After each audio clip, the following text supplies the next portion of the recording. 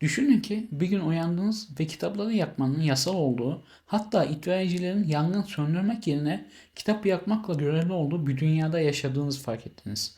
Evinizdeki kütüphanenizi yasa dışı, okumak suç, düşünmek tehlikeli.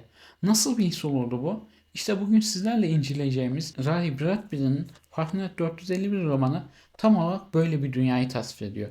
Bu eser sadece bir bilim kurgu klasiği değil, aynı zamanda modern toplumumuza dair en keskin eleştirilerden birini sunuyor. 20. yüzyılın ortalarında yazılmış olmasına rağmen bugün yaşadıklarımızı öngörmüş gibi duruyor. İncelemeye geçmeden önce bana destek olmak için videoyu beğenmeyi, kanala abone olmayı unutmayın. Yazarın hayatından başlayalım. Ray Bradbury 22 Ağustos 1920'de Illins'ın küçük bir kasabası olan Waukegan'da dünyaya geldi. Bradbury'nin çocukluğu onun gelecekteki yazarlık kimliğini şekillendirecek unsurlarla doluydu. İsveç göçmeni bir anne ve telefon hatları çekerek geçimini sağlayan bir babanın oğluydu. Yazar çocukluğundan itibaren büyücülük gösterilerine, sirk performanslarına ve fantastik hikayelere büyük ilgi duyuyordu. Bu erken dönem tutkuları onun hayatı boyunca yazacağı eserlerde kendini gösterecekti. Edgar Allan Poe'nun hikayelerini 8 yaşında keşfettiğinde edebiyata olan ilgisi daha da derinleşti. Genç yaşta ailesinin Los Angeles'a taşınması onun yazarlık kariyerini etkileyen önemli bir dönüm noktası oldu. Burada Hollywood'un büyülü atmosferi ve Kaliforniya'nın geleceğe dönük ruhunu yaşadı. Bradbury'in eğitim hayatı oldukça ilginç. Lise mezuniyetinin ardından ekonomik zorluklar nedeniyle üniversiteye gidemedi. Ama bu durum onun kendini yetiştirmesine engel olmadı. Los Angeles Halk Kütüphanesi'nde geçirdiği saatler onun gerçek üniversitesi oldu. Burada dünya edebiyatının klasiklerini keşfetti. Bilim ve felsefe kitapları okudu. Bu deneyim kitapların ve kütüphanelerin yaşamındaki merkezi rolünü pekiştirdi ve Fahrenheit 451'deki kütüphane sevgisinin temellerini attı. 1947'de evlendi ve 4 kızı dünyaya geldi. Aile hayatı onun için çok önemliydi ve bu da eserlerindeki insani değerlere verdiği önemde kendini gösteriyordu. Bradbury'nin yazarlık kariyeri 1940'larda kısa hikayeler yazmasıyla başladı. Mars Yıllıkları, Resimli Adam gibi eserleriyle bilim kurgu dünyasında tanındı. Ancak kendisini asla sadece bilim kurgu yazarı olarak görmedi. Fantazi, korku, sosyal eleştiri ve çocuk edebiyatı gibi birçok türde eser verdi. 1950'lerin başında yaşadığı Amerika, McCarthy'ciliğin gölgesinde komünist ağı, düşünce özgürlüğüne kısıtlamalar, kitap sansürü girişimleri bu dönemin siyasi atmosferi Bradbury'yi derinden etkiledi. Aynı zamanda televizyonun yaygınlaşmaya başladığı bu yıllar onun teknolojinin toplum üzerindeki etkilerine dair düşüncelerini şekillendirdi. Televizyonu hiç sevmiyordu ve bunun insanları pasifleştireceğine inanıyordu. Bu endişeler Fahrenheit 451'in temel konuları haline geldi. Kitabın incelemesine geçecek olursak ilk başta isminden başlayalım. Fahrenheit 451 bu sayının seçimi tesadüf değil. Bradbury gerçekten itfaiye departmanından kitap kağıdının hangi sıcaklıkta alev aldığını sormuş ve 451 Fahrenheit derecesi cevabını almış. Bu detay bile yazarın eserine gösterdiği titizliği yansıtıyor. Hikaye yakın ama belirsiz bir gelecekte geçiyor. Bu distopik dünyada kitaplar tamamen yasaklanmış durumda. Hükümet kitapların insanları mutsuz ettiğine, çelişkili düşüncelere sevk ettiğine ve toplumsal huzuru bozduğuna karar vermiş. Bu nedenle itfaiyeciler artık yangın söndürme değil, kitap yakma görevini üstlenmiş. Resmi açıklamaya göre evler artık ateşe dayanıklı malzemelerden yapıldığı için yangın riski kalmamış. Guy Montag bu sistemin sadık bir mensubu olarak yaşıyor. 30 yaşında 10 yıldır itfaiyeci olarak çalışıyor ve işinden memnun. Evinde eşi Mildred ile birlikte yaşıyor. Mildred sürekli televizyon izleyen, haplarla ayakta kalan ve gerçek dünyadan tamamen kopmuş bir karakter. Evlerinde duvarları kaplayan büyük televizyon ekranları var ve Mildred günlerini bu şekilde geçiriyor. Montaig'in hayatındaki büyük değişim 17 yaşındaki komşusu Clarice ile tanışmasıyla başlıyor. Clarice çok sıra dışı bir genç kız. Doğayı seviyor, yağmuru hissediyor, çiçekleri koklayarak vakit geçiriyor. En önemlisi de sürekli soru soruyor. Montaig mutlu musun diye sorduğunda bu basit soru onu düşünmeye itiyor. Çünkü Montaig daha önce hiçbir soruyu kendine sormamış. Clarice'in diğer soruları da Montaig'i Monte'yi düşünmeye sevk ediyor. Hiç çim üzerindeki çiğe dikkat ettin mi? İnsanlar neden birbirleriyle gerçekten konuşmuyor? Bu sorular Monte'nin içinde uyanmaya başlayan merakın tohumlarını ekiyor. Bir gece Mildred aşırı doz uyku hapı alarak intihara teşebbüs ediyor. Çağrılan teknisyenler bu durumun o kadar yaygın olduğunu, özel makinelerle mide pompalama işlemini rutin bir müdahale gibi yaptıklarını söylüyor. Bu olay Monte'ye kendi evindeki boşluğu ve anlamsızlığı gösteriyor. Asıl dönüm noktası bir gece kitap yapma operasyonu sırasında yaşanıyor. Yaşlı bir kadın evindeki kitapları için kendini feda ediyor. Kitaplarını bırakıp kaçmak yerine onlarla birlikte yanmayı tercih ediyor. Bu sahne Monte'yi derinden sarsıyor. Bir insan nasıl kitaplar için canını verebilir?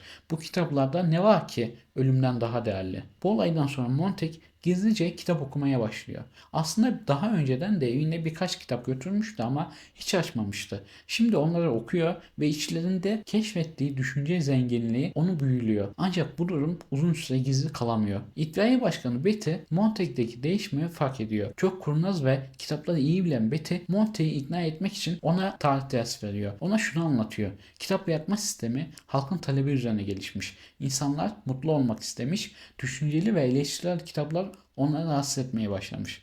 Azınlıkların tepkileri nedeniyle tartışmalı konular kitaplardan çıkarılmış. Sonuçta geriye sadece eğlenceli ama içi boş metinler kalmış. En sonunda da kitaplar tamamen yasaklanmış. Betty'nin bu açıklaması çok önemli. Çünkü sistemin nasıl ortaya çıktığını gösteriyor. Bu bir zorbalık değil, toplumun kendi seçimi. İnsanlar rahatlığı düşünmenin zorluğuna tercih etmiş. Ancak Montague artık geri dönemeyecek kadar değişmiş. Kitap okumaya devam ediyor ve eşine de okutmaya çalışıyor. Ama Mildred kitaplardan nefret ediyor ve korkuyor. Sonunda dayanamayıp kocasını ihbar ediyor. Montague'in son operasyonu kendi evine. Betty onu kendi eviyle birlikte kitaplarını yakmaya zorluyor. Bu sahnede Betty sürekli kitaplardan alıntılar yapıyor ve Montague'yi provoke ediyor. Sonunda Montague dayanamıyor ve Betty'yi alev silahıyla yakıyor. Bu cinayetin ardından Montague kaçak durumuna düşüyor. Şehri terk etmek zorunda kalıyor ve nehir boyunca kaçarken eski bir demiryolu hattı boyunca yaşayan gizli bir toplulukla karşılaşıyor. Bu insanlar kitap insanları olarak tanımlıyor kendilerini. Her biri farklı bir kitabı ezberleyip o kitabın yaşayan kopyası haline gelmiş. Onların amacı gelecek nesillere aktarmak için kitapları hafızalarında muhafaza etmek. Granger adlı lider Monte'ye hikayenin sonunda çok önemli bir benzetme yapıyor. Ankara kuşu hikayesi. Ankara kuşu nasıl kendi küllerinden yeniden doğarsa insanlık da kendi yıkımından sonra yeniden doğacak. Ama kuştan farkları hatırlamaları. Aynı hataları tekrar yapmamaları için geçmişi hatırlamaları gerekiyor. Kitap şehrin bombalanması ve yeni bir başlangıcın müjdesiyle sona eriyor. Montague ve kitap insanları yeni dünyayı inşa etmek için şehre doğru yürüyorlar. Karakter analizine gelecek olursa Guy Montague eserin baş karakteri ve en karmaşık kişiliği. 30 yaşında 10 yıldır itfaiyeci olarak çalışan Montague hikayenin başında sistemin mükemmel bir temsilcisi. İşini seviyor, kitap yapmanın doğru olduğuna inanıyor ve sorgulamıyor.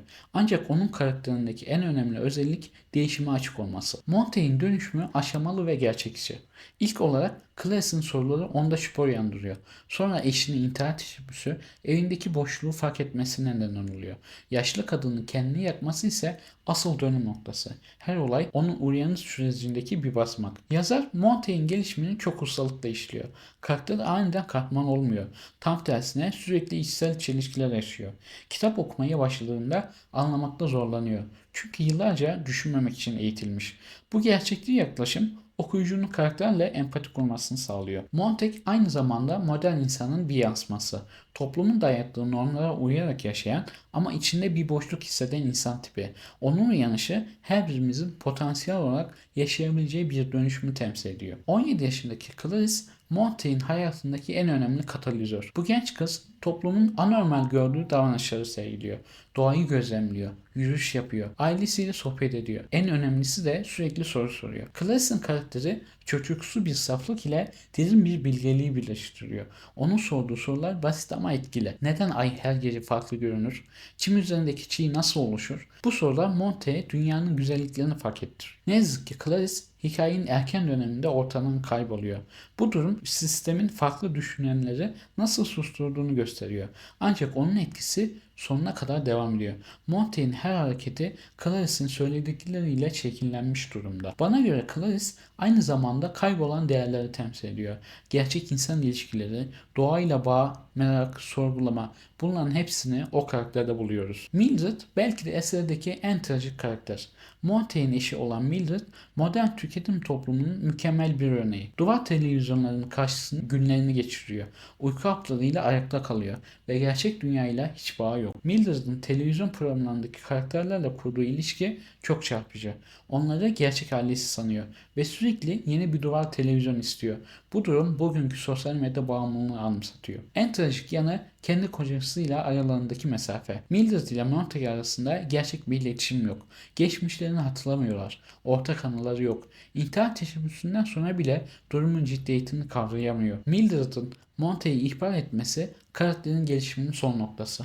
O artık eski hayatına o kadar bağlı ki değişimi kabul edemiyor. Teknolojinin insanı nasıl içi boş bir varlığa dönüştürdüğünün canlı örneği. İtfaiye Başkanı Betty eserin en karmaşık antagonisti. İlk başta tipik bir kötü karakter gibi görünse de aslında çok daha derin bir kişilik. En çarpıcı özelliği kitapları çok iyi bilmesi. Shakespeare'den Milton'a, Platon'dan Marcus Aurelius'a kadar birçok yazardan alıntı yapabiliyor. Bu durum onu daha da tehlikeli yapıyor. Çünkü bilgiye sahip ama bu bilgiyi sistemi savunmak için kullanıyor. Monte'ye verdiği tarih dersi çok önemli. Orada anlatıyor ki kitap bırakma sistemi zorbalıkla değil halkın talebiyle oluşmuş. Betty'nin Monte'yi ikna etme çabaları çok sofistike. Psikologları iyi biliyor ve doğru noktalara dokunuyor. Granger, Monte'nin kaçış sırasında karşılaştığı grubun lideri. Eski bir İngilizce profesörü olan Granger artık Marcus Aurelius'in Kendime Düşünceler eserini ezberleyip o kitabın yaşayan kopyası haline gelmiş. Bu karakterler direniş ve umudu temsil ediyor. Her biri farklı bir kitabı ezberleyerek bilgiyi geleceğe taşıma misyonunu üstlenmiş. Onların yaklaşımı şiddet değil sabır. Gelecek nesillere aktarmak için bekleyişte olmaları çok anlamlı. Granger'in anka kuşu benzetmesi eserin temel mesajını özetliyor. İnsanlık kendi yıkımından sonra yeniden doğacak. Ama bu sefer hatırlayarak aynı hataları tekrarlamayacaklar. Fahrenheit 451'i anlayabilmek için Brad Pitt'in kişisel deneyimlerini ve yaşadığı dönemi iyi analiz etmek gerekiyor. Bu eser yazarın kendi korkularının, gözlemlerinin ve umutlarının bir yansıması. Brad Pitt'in Los Angeles Halk Kütüphanesi'ne geçirdiği yıllar eserdeki kütüphane sevgisinin temelini oluşturuyor. Kendisi şöyle anlatıyor bu deneyimi. Kütüphane benim üniversitemde. Orada dünyayı keşfettim. Bu deneyim kitapların sadece bilgi kaynağı değil, aynı zamanda özgürlük ve keşfetme aracı olduğuna olan inancını pekiştirdi. İlginçtir ki Brad Pitt Fahrenheit 451'de aynı kütüphanenin bodrum katında dakika başı 10 sent ödediği daktilo makinelerinde yazdı.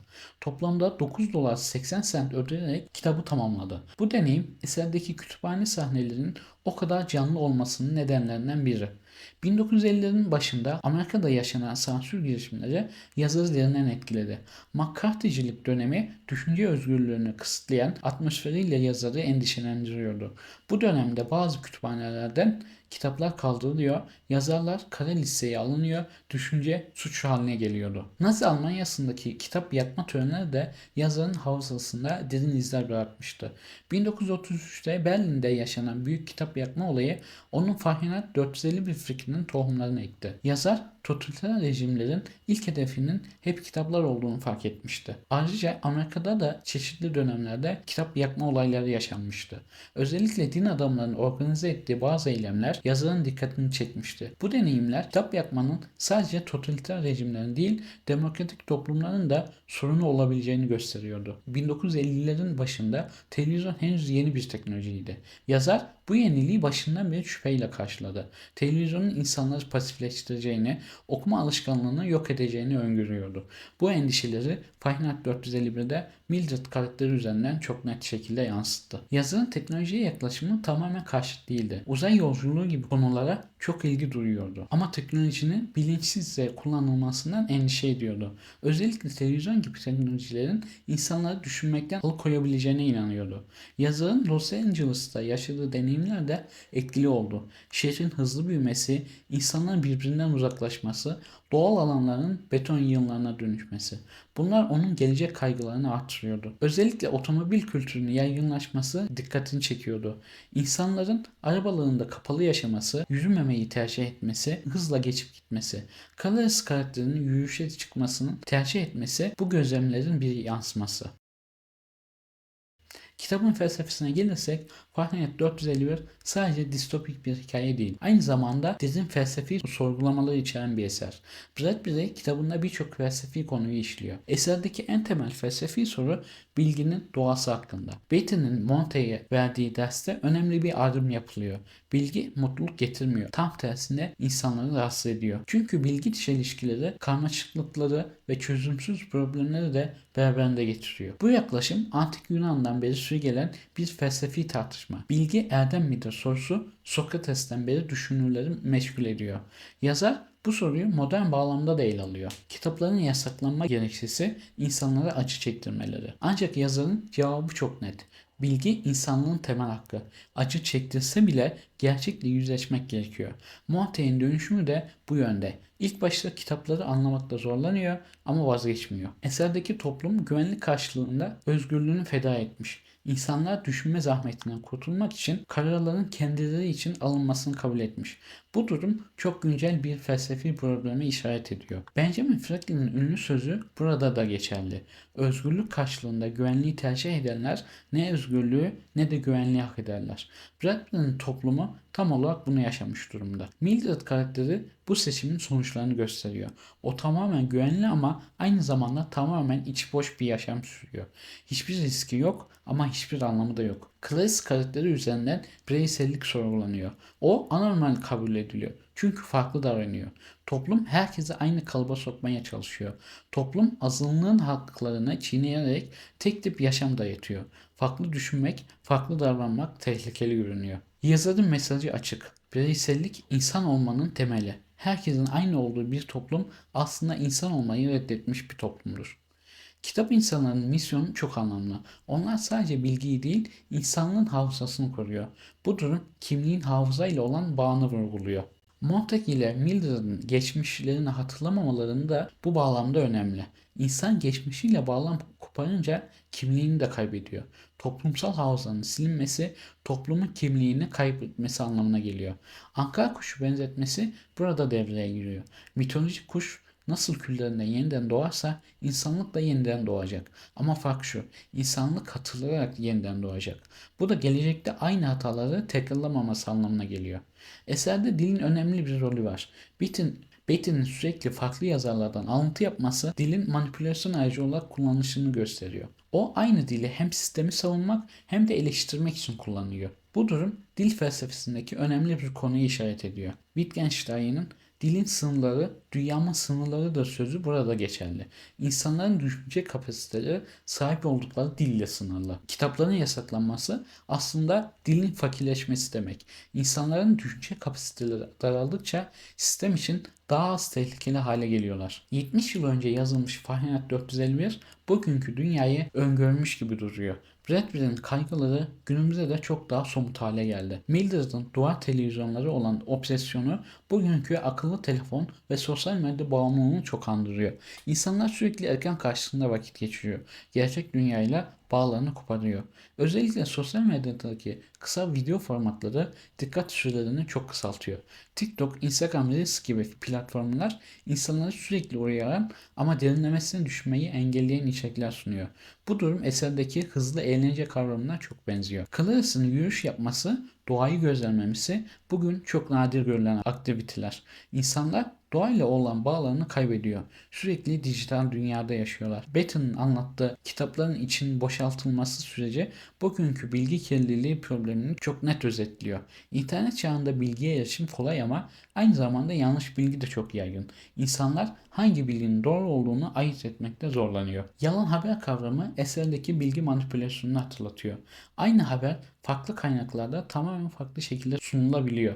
Bu durum insanları şüpheyi düşürüyor ve sonuçta hiçbir şeye inanmamaya yöneltebiliyor. Algoritmaların ne göreceğimizi belirlemesi de bir tür sansür. Google araması yaparken, sosyal medyada gezinirken hangi bilgilere erişeceğimiz önceden filtreleniyor. Bu da bir nevi kitap yapma etkisi oluşturuyor. İnsanların kitap okuma oranları sürekli düşüyor. Özellikle gençlerde bu durum çok belirgin. Netflix, TikTok gibi platformların sunduğu hızlı eğlence, kitap okuma gibi yavaş ve konsantrasyon gerektiren aktiviteleri geri plana itiyor. Dikkat süreleri de kısalıyor. Uzun metinleri okumakta zorlanıyor, sürekli özetler aranıyor. Bu durum derinlemesine düşünce kapasitesini olumsuz etkiliyor. E-kitap tartışmaları da ilginç. Kağıt kitapların geleceği sorgulanırken okuma deneyiminin değişip değişmediği tartışılıyor. Yazarın öngördüğü fiziksel kitapların yok olması kısmen gerçekleşiyor. Sosyal medya algoritmaları insanları benzer düşüncelerinin bulunduğu yankı odalarına hapsediyor. Bu da farklı görüşlerle karşılaşmayı engelliyor. Eserdeki tek tip düşünce dayatması benzer bir etki oluşturuyor. Siyasi kutuplaşma da artıyor. İnsanlar sadece kendi görüşlerini destekleyen içerikleri tüketiyor. Karşıt fikirleri duymak istemiyor. Bu durum Betty'nin anlattığı azınlık tepkileri kavramını anımsatıyor. Akıllı telefonlar, güvenlik kameraları, internet aktiviteleri.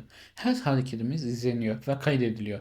Bu durum eserdeki mekanik köpek kavramını hatırlatıyor. Teknoloji bizi koruma adına kontrol ediyor. Özellikle pandemi döneminde izleme teknolojileri çok yaygınlaştı. QR kod uygulamaları, konum takibi, sağlık verileri insanlar güvenlik karşılığında mahremiyetlerini feda etti. Kitap hakkındaki düşüncelerime gelecek olursak, Bradbury'nin en büyük başarısı karmaşık felsefi konuları sade bir dille anlatabilmesi. Hiçbir zaman didaktik olmadan hikaye içinde doğal olarak düşündürüyor. Özellikle sembolik ögelerin kullanımı çok ustaca. Ateş motifi sadece yıkım değil, aynı zamanda yenilenmeyi de temsil ediyor. Karakterlerin diyalogları çok gerçekçi. Özellikle Clarice ile Montague arasındaki ilk konuşmalar okuyucunun da sorgulamaya başlamasını sağlıyor. Bu diyaloglar hiç zoraki gelmiyor. Doğal bir akış içinde gelişiyor. Kitabın 1953'te yazıldığını düşündüğümüzde Bradbury'nin öngörü gücü gerçekten etkileyici. Duvar televizyonları, bugünkü akıllı televizyonları, kulaklıklar, bugünkü kablosuz kulaklıkları, radyo ise bugünkü podcast kültürünü anımsatıyor. Daha da çarpıcı olanı toplumsal değişimleri öngörmesi. İnsanların dikkat sürelerinin kısalması, kitap okuma oranının düşmesi, hızlı eğlence arayışı. Bunların hepsi bugün yaşadığımız gerçekler. Bana göre Montaigne'in dönüşümü hiç yapay gelmiyor. Adım adım değişimi izlemek çok tatmin edici. Özellikle kitap okumaya başladığında yaşadığı zorluklar çok gerçekçi. Birden aydınlanmıyor, mücadele ediyor. Anlayacağını anlamıyor bazen. Mildred karakteri beni en çok rahatsız eden karakter oldu. Ki bu kasıtlı. Onun boşluğu, anlamsızlığı o kadar iyi çizilmiş ki okurken üzülüyordum. Ama aynı zamanda günümüze benzer davranışları çok sık gözlemlediğim için çok tanıdık geldi. Betty ise en karmaşık karakter. Onu sadece kötü karakter olarak görmek yanlış olur. O sistemin mantığını çok iyi bilen ve savunan birisi. Hatta kitapları da iyi biliyor.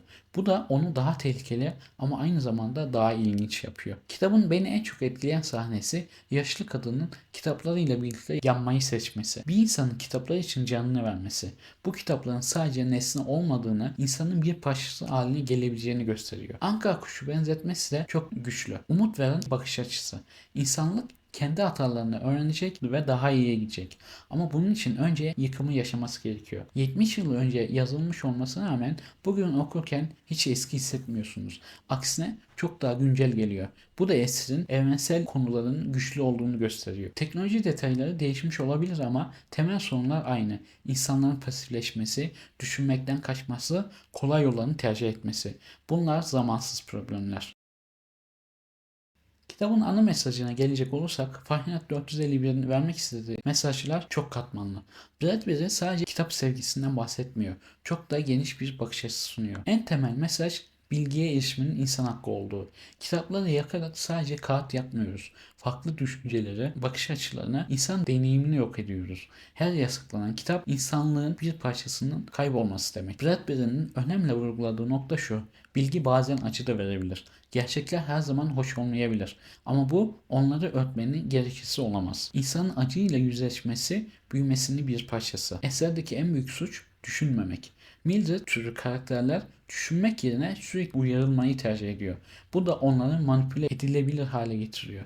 Clarice'in sürekli soru sorması eleştirel düşüncenin önemini vurguluyor. Neden sorusu uyanışın ilk adımı.